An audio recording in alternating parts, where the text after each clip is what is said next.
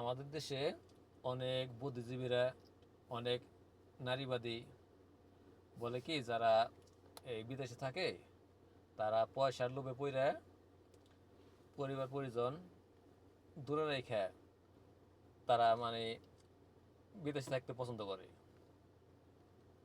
কিন্তু বাস্তবতা হইল, বিদেশে যারাই থাকে, হ্যাঁ কিছু লোক আছে পয়সার লোভে পইরা পরিবারের চাহিদা অগ্রাহ্য কইরাই বিদেশে পড়ে থাকে, এই সংখ্যাটা খুব কম। বেশিরভাগ ক্ষেত্রে তারা দেশে গেলে দেশের মানুষ তাদেরকে অ্যাকসেপ্টই করে না।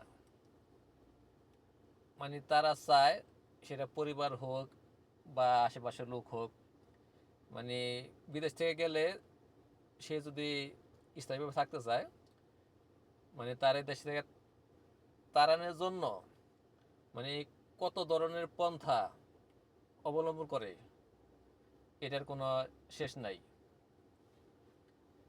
তো সবার ক্ষেত্রে একটা বিষয় ঘটে যে তারা দেশে থাকতে চাইলেও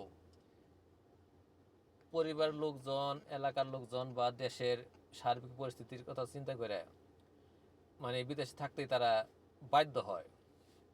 এটা এমন না যে তারা মানে নিজে শখে থাকতেছে, বাধ্য হয়ে তারপর থাকতে হয়।